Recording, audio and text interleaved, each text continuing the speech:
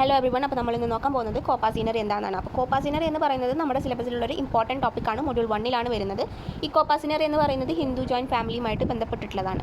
അപ്പം Copa scenery എന്ന topic ആദ്യം മനസ്സിലാക്കുന്നതിന് മുമ്പ് നമ്മൾ ആദ്യം മനസ്സിലാക്കിയിരിക്കേണ്ടത് ഹിന്ദു ജോയിൻറ്റ് ഫാമിലി എന്താണെന്നാണ്. ഹിന്ദു ജോയിൻറ്റ് ഫാമിലി നമ്മൾ പ്രീവിയസ് വീഡിയോയിൽ ഇവിടെ പറഞ്ഞിട്ടുണ്ടായിരുന്നു.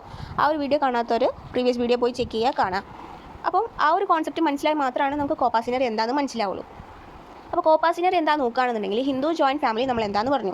ഹിന്ദു ജോയിൻറ്റ് ഫാമിലി എന്ന് പറയുന്നത് അൺഡിവൈഡഡ് ആണ്. അപ്പോൾ ഈ ഒരു അൺഡിവൈഡഡ് ജോയിൻറ്റ് ഫാമിലിൻ്റെ ഉള്ളിൽ ഒരു സ്മോളർ യൂണിറ്റ് ഓഫ് ഫാമിലി ഉണ്ടാവും. അതിനെയാണ് കോപ്പ സീനറി എന്ന് പറയുന്നത്. അപ്പോൾ ഈ ഒരു കോപ്പ സീനറി കൺസിസ്റ്റ് ചെയ്യുന്നത് ഒരു മെയിൽ ആൻസിസ്റ്റർ, അതേപോലെ തന്നെ അയാളുടെ മെയിൽ ഡിസെൻഡൻസ് ആണ്, up to 4 number of generations വരെ.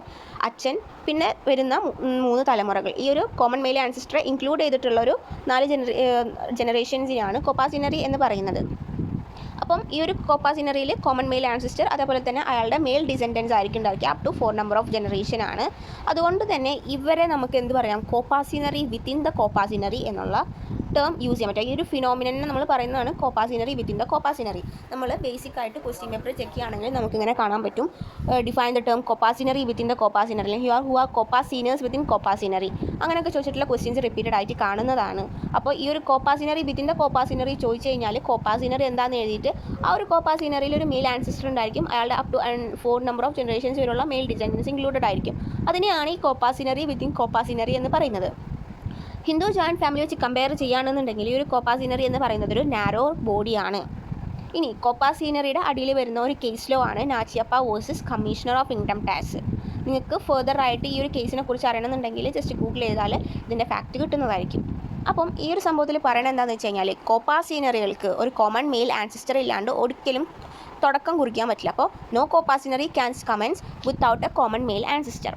അടുത്തത് പറയുന്നത് റൈറ്റ് ഓഫ് കോപ്പ സീനറിയാണ്. നമ്മൾ ഈ ഒരു കോപ്പ സീനറിക്ക് കുറച്ച് റൈറ്റ്സ് കൊടുത്തിട്ടുണ്ട്. 7 എണ്ണമാണ് നമ്മളിതിൽ പറയുന്നത്. അപ്പോൾ എന്താണ് ആ റൈറ്റ്സ് എന്ന് നോക്കാം. ഒന്നാമത്തത് right by birth in the property. ജനനത്തോടു കൂടി തന്നെ അവർക്ക് ആ ഒരു പ്രോപ്പർട്ടിയിലുള്ള റൈറ്റ് ലഭിക്കും. രണ്ടാമത്തത് right to common ownership and enjoyment. ഒരു പ്രോപ്പർട്ടിയുടെ കോമൺ ഓണർഷിപ്പിനും അതേപോലെ തന്നെ അത് എൻജോയ് ചെയ്യാനുള്ള റൈറ്റും അവർക്ക് കിട്ടും. മൂന്നാമത്തത് റൈറ്റ് ടു സർവൈവർഷിപ്പാണ്.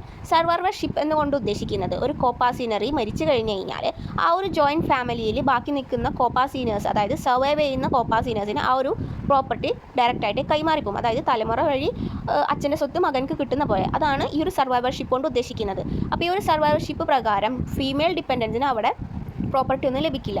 അതാണ് ഡോക്ട്രിൻ ഓഫ് സർവൈവർഷിപ്പ്. അപ്പോൾ നമുക്കൊരു ക്വസ്റ്റ്യൻ വരാം, what is the doctrine of survivorship എന്ന് ചോദിച്ചു കഴിഞ്ഞാൽ നമ്മൾ ഹിന്ദു ഫാമിലി എന്താണെന്ന് എഴുതണം, അതിൻ്റെ അടിയിൽ കോപ്പ സീനറി എന്താണെന്ന് എഴുതണം. കോപ്പ സീനറിക്ക് കുറച്ച് റൈറ്റ് ഉണ്ട്, അതിൽ ഒരു റൈറ്റാണ് റൈറ്റ് ടു സർവൈവർഷിപ്പ് എന്ന് എഴുതുക. എന്നിട്ട് സർവൈവർഷിപ്പ് ഡിഫൈൻ ചെയ്യുക. അങ്ങനെയാണ് ആ ഒരു എക്സാമിൻ്റെ പാറ്റേണിൽ നമ്മൾ ആൻസർ ചെയ്യേണ്ടത്.